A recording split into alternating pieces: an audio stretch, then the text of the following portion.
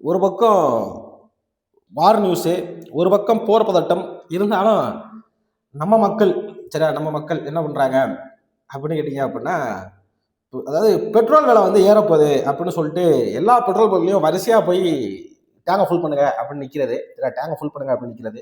இதில் இன்னும் நம்ம வடக்கு நண்பர்கள் மிக ஆசை இருந்த அறிவாளிகள் ஆச்சு இல்லையா, சின்டாக்ஸ் டேங்கே தூக்கிட்டு வந்துட்டாங்க. ஏன்னா 1000 லிட்டர் சின்டாக்ஸ் டேங்கை தூக்கிட்டு வந்து ஃபுல் பண்ணுங்க அப்படின்னு எடுத்து போகிறாங்க. இதை வந்து பேசிக்காக என்ன அப்படின்னா பதட்டத்தில் பேனிக் பையிங் அப்படின்னு சொல்லுவாங்க. நம்ம கண்டினியூஸாக நம்ம ரெகுலரோட வீடியோஸ் வந்து பார்த்துருந்தீங்க அப்படின்னா, இந்த பேனிக் பையங்கிறது எப்பவுமே பண்ணக்கூடாது அப்படின்னு சொல்லிட்டு கடைசி ஒரு 10-15 வீடியோவில் வந்து பேசிட்டே வரணும்னு வச்சுக்கோங்க. இதை பண்ணாதீங்க அப்படின்னு ஒரு அவேர்னஸாக தான் பேசிட்டு வரோம். அதை பார்க்கறதுக்கு மக்கள் இல்லை என்றாலும் அதுதான் உண்மை. சரியா, பட் கான்செப்டுக்குள்ளே போயிடலாம் டேரக்டா. இங்கே பாருங்களேன், இப்போ சரியா, இப்போ க்ரூட் ஆயிலுங்கிறது வந்து $7,070 சரியா, $7,000 வச்சுக்கோமே, ஒரு அப்ராக்சிமேட்டாக $7,000 ட்ரேட் ஆகிட்டு இருக்கு. சரியா, இந்த இடத்துல போய் நான் வாங்கணுமா விற்கணுமா அப்படின்னு கேட்டீங்க அப்படின்னா, பேசிக்கா நான் விற்கணும். என்னடா அவன் சொல்றான் விற்கணும்னு சொல்றான், இப்போ எல்லாரும் வாங்கிட்டு இருக்கமா என்ன அப்படின்னு கேட்டீங்க அப்படின்னா, நான் உண்மையிலே கீழே வாங்கியிருந்தேன் அப்படின்னா நான் அறிவாளி. கரெக்டா, நான் கீழே வாங்கியிருந்தேன் அப்படின்னா நான் அறிவாளி. நான் இதை ப்ரெடிக்ட் பண்ணி இது மேலதான் போகும் அப்படின்னு ப்ரெடிக்ட் பண்ணியிருந்தேன். அப்போ நான் கீழே வாங்கியிருந்தேன் அப்படின்னா நான் வந்து ஒரு நல்ல ட்ரேடர் அப்படின்னு வச்சுக்கோங்க, நல்ல ட்ரேடர் அப்படின்னு வச்சுக்கோங்க. இப்போ இந்த இடத்துல போய் நான் அதுக்குன்னு இங்கே போய் வித்துருங்க அப்படிங்கிற அனலைசிஸ் கிடையாது, நான் செபி ரிஜிஸ்டர் அனலைசிஸ் கிடையாது அப்படின்னு சொல்லிக்கிறோம். பட் நான் அண்ட்ரஸ்ட் கான்செப்டுக்குள்ள வரேன். சரியா, இந்த இடத்துல இவன் என்ன பண்ணுவாங்க, இப்போ $7,000 இருக்கு. இப்போ வந்து ஒரு பெட்ரோலில் வாங்கின இப்போ வந்து ஒரு எக்ஸாம் எடுத்துக்குமே, பெரிய பெரிய முதலாளிகள், அதாவது யாரே பெட்ரோல் பல்க் ஓனராக இருக்கலாம், இல்லை இன்ஸ்டியூஷனாக இருக்கலாம். யார் பெட்ரோல் பல்க் வச்சுக்கிறா அவங்க ஊரில்? நான் இந்த மாதிரி சாமானிய மனுஷர் யாராவது பெட்ரோல் பல்க் வச்சுருக்கீங்களா? கிடையாது. சரியா, அதிகமாக காசு இருக்கிறவங்க, ஒரு பெரிய முதலீடு வச்சிருக்கிறவங்க தான் பெட்ரோல் பல்க் வச்சுருக்காங்க. அவங்களுக்கு தெரியும் கரெக்டாக இந்த பிரைஸ் வந்தா வாங்கலாம். இருந்தாலும் தேவைகள் இருக்குது. அப்போ வந்து பேசிக்கா ₹1 ₹2 இப்போ, அதாவது 500 லிட்டர் வித்தா இவ்வளோ கமிஷன், 1000 லிட்டர் வித்தா அவ்வளோ கமிஷன் அப்படிங்கிறது தான் வந்து பேசிக்கா இருக்குன்னு வச்சுக்கோங்க. ஒரு பெட்ரோல் எனக்கு அதை பற்றின கம்ப்ளீட் வரலாறு தெரியல, பிகாஸ் நான் வந்து பெட்ரோல் பல்க் நடத்தலை அப்படின்னு சொல்லிக்கிறேன். பட் இருந்தாலும் நான் சொல்றேன், ஓகே, இப்படிதான் இருக்கும். அப்போ ஒரு கவர்மெண்ட் வந்து ரிசர்வ் பண்ணுது. சரி, ஒரு கவர்மெண்ட் வந்து எனக்கு வந்து ஒரு 1000 கேலன், சரி, அதை வந்து ஒரு ஒரு லட்சம் கோடிக்கு வந்து நான் பை பண்றேன், க்ரூட் ஆயில் பை பண்றேன் அப்படின்னா அவங்களுக்கு தெரியும் இப்போ க்ரூட் ஆயிலோட பிரைஸ் வந்து மேலே போகுதுன்னா போர் பதட்டங்கள். இப்போ ஈரான்ல மெயினா என்ன சோர்ஸ் இருக்கு, சரியா, துபாயில என்ன சோர்ஸ் இருக்கு, இல்லை யூஏஇ கண்ட்ரிஸ்ல என்ன சோர்ஸ் இருக்கு, இந்த போர் பதட்ட நிலைமையில எல்லாவற்றையுமே என்ன நடக்கும் அப்படின்னா all commodities will be the rising. அதாவது கோல்டா இருக்கலாம், தங்கமா இருக்கலாம், வெள்ளியா இருக்கலாம், க்ரூட் ஆயிலா இருக்கலாம். இந்த க்ரூட் ஆயிலுங்கிறதா இதுல இருந்தா பெட்ரோல் டீசல் எல்லாம் பிரிச்செடுக்கப்படுதுன்னு வச்சுக்கோமே. இந்த க்ரூட் ஆயிலோட பிரைஸ் மேல போயிருச்சு அதனால பெட்ரோலோட விலை ஏறும் அப்படின்னு கேட்டீங்கன்னா கண்டிப்பா கிடையாது. நான் வந்து உங்களுக்கு வந்து மந்த்லி கேண்ட்லாம் வச்சிருக்கேன். ஓகே, மந்த்லி கேண்ட்லாம் வச்சிருக்கேன். இங்க பாருங்களேன், இதை வச்சு நிறைய பேர் வீடியோ போடுவாங்க. சரியா, பெட்ரோல் பிரைஸ் ஏறிடும் அப்படி வீடியோ போடுவதா நம்புவீங்க. பெட்ரோல் பிரைஸ் ஏறிடும் அதனால பெட்ரோல் வாங்கி வச்சிரு, தங்கத்தோட விலை வந்து ஏறிடும், எங்க ஹைல இருக்கும்போது, சரி, ஹைல இருக்கும்போது ஏறிடும், இங்க வாங்கி வை அப்படிம்பீங்க. அதுக்கப்புறம் அது டமால் கீழே விழும். கீழே வரும்போது இங்க வாங்காதீங்க, இங்க வாங்கிறாங்க அப்படின்னு சொல்லுவாங்க. யாரை சொல்லணும் உங்களுக்கு பெரிய மிக சிறந்த பொருளாதார நிபுணர்கள்லாம் இதை சொல்லுவாங்க. அதுக்கேற்ற மாதிரி தான் ஏதோ ஒரு வாட்ஸ்அப்ல பரவன ஒரு வதந்தி. சரியா, நம்ம ஆளுங்க டெலகிராம் குரூப்பை போட்டுட்டு, அதாவது நம்ம ட்ரேடர்ஸ் டெலகிராம் குரூப்பை போட்டுட்டு மார்க்கெட் வந்து ஃபாலோ ஆயிரும், மார்க்கெட் வந்து மேலே போயிடும் அப்படின்னு சொல்லிட்டு கிளப்பி விடுறாங்க இல்லையா. அதே மாதிரி ஒரு பரவன ஒரு வதந்தி.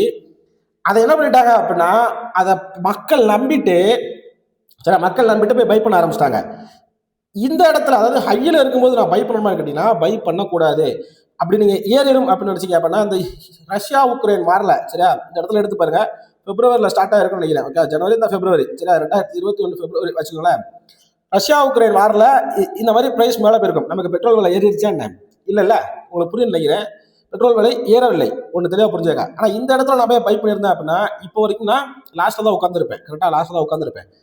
இன்னைக்கு நிஃப்டி மேலே போயிருச்சு, பயங்கரமா மேலே போயிருச்சு அப்படின்னு எல்லாரும் பேசுவாங்க, எல்லாரும் பேசிட்டு இருக்காங்க. அது காரணம் யாரும் சொல்ல மாட்டாங்க. நான் நிஃப்டிக்கு வந்துடுறேன். பேசிக்கா நம்ம ஆளுங்க, சரியா, நம்ம ஆளுங்க யாரு டெலிகிராம் குரூப், இந்த மாதிரி சோசியல் மீடியா வதந்தி பரப்பவர்கள், பெரிய பெரிய இன்ஃப்ளூயன்சர்ஸ், யாரோ ஒருத்தர் தான் கிளப்பி விட்டுருக்காங்க. நம்ம மார்க்கெட்ல உள்ள எவ்வளோ ஒருத்தர் தான் கிளப்பி விட்டுருக்காங்க. Market okay, crude oil price மேலே போகுது அதனால பிரைஸ் மேலே போயிடும் அப்படின்னு ஒருத்தர் கிளப்பி விட்டுருப்பா, அதனால போயிருக்கும்.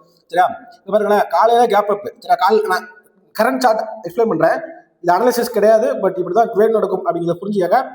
ஏன்னா கடைசி ஒரு 15 நாளா இதை பத்தின கான்செப்ட் தான் வீடியோ போட்டிருக்கோம். இதை பத்தின கம்ப்ளீட் ஃபுல் டீடைல், நான் இது வந்து எப்படி அவாய்ட் பண்றது, இது எப்படி நான் மாஸ்டர் ஆகுறது அப்படிங்கிற வீடியோ வந்து கடைசி 10 நாளா கோல்டு மெம்பர்ஷிப்ல இருந்திருக்கும். இன்னையிலிருந்து அது டைமண்ட் மெம்பர்ஷிப்பாக மாற்றப்படும் என்பதை தாழ்வுடன் கூறிக்கொள்கிறேன். ஒண்ணு, சரியா, அந்த 10 நாள் அப்படிங்கிற சொல்லிட்டு இருந்த கான்செப்ட், அதாவது அடுத்த சென்செக்ஸ் எக்ஸ்பீரியா அப்படிங்கிறத நான் கண்டினியூஸா தொடர்ந்து மென்ஷன் பண்ணியிருப்பேன். ஏன்னா இதெல்லாம் உங்களுக்கு கொடுத்த ஹிண்ட், என் சார்பாக உங்களுக்கு கொடுத்த ஹிண்ட். நீங்க அதை பெருசா எடுத்துக்கல, சரியா? பெருசா எடுத்துக்கல. நிறைய விஷயங்கள் ஓப்பனா பேச முடியாது, பட் இருந்தாலும் நான் எக்ஸ்பிளைன் பண்றேன். இப்போ எல்லாம் கேப்பப்ல ஓப்பனா இருக்கும். நம்ம மக்கள் என்ன பண்ணாங்க, ஓகே மார்க்கெட் மேல ஓப்பன் ஆயிருச்சு, நேற்று யூஎஸ் மார்க்கெட், ஈரான் மார்க்கெட், அதாவது யூகே மார்க்கெட் எல்லாம் பாசிட்டிவா முடிஞ்சிருச்சு, அப்ப நம்ம மார்க்கெட்டும் பாசிட்டிவா போயிடும், பை பண்ணுவோம், சரியா? அதுக்கு ஏற்ற மாதிரி பையிங் மூவ்மெண்ட் கொடுக்கும்.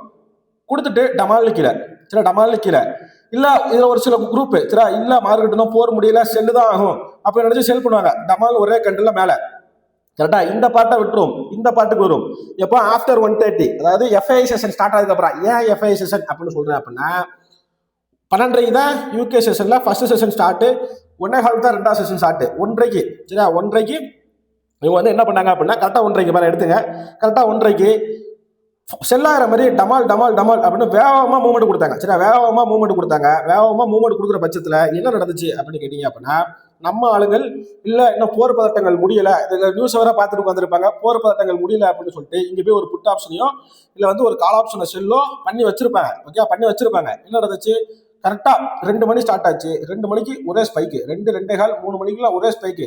அதாவது 30 ரூபாயில இருந்த பிரீமியம், சரியா? 30 ரூபாயில இருந்த பிரீமியம் 800 ரூபா போயிருச்சு. சென்செக்ஸ்ல சொல்றேன், வெறும் 30 ரூபாயில இருந்த பிரீமியம் 79,500 சி நினைக்கிறேன். 30 ரூபாங்கிறது வெறும் 600 ரூபாய் இன்வெஸ்ட்மெண்ட், 800 ரூபா அப்படிங்கிறது 16,000 ரூபாய் ரிட்டர்ன்ஸ் ஆக மொத்தம். அதாவது அந்த ஒரு ட்ரேடு 16,000 ரூபாய் ரிட்டர்ன்ஸ், சரியா? அப்படிதான் இருந்துச்சு. அப்ப பேசிக்கா நீங்க யோசிக்கலேன். அப்ப இந்த ஃபோமோ, அதாவது ஃபோமோ அப்படின்னா என்னன்னா, ஃபியர் ஆஃப் மிஸ்ஸிங் அவுட்னு சொல்லுவாங்க.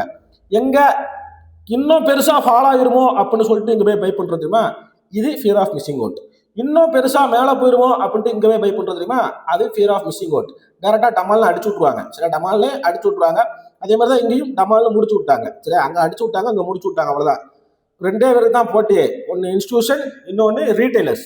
இதுதான் மார்க்கெட், சரியா?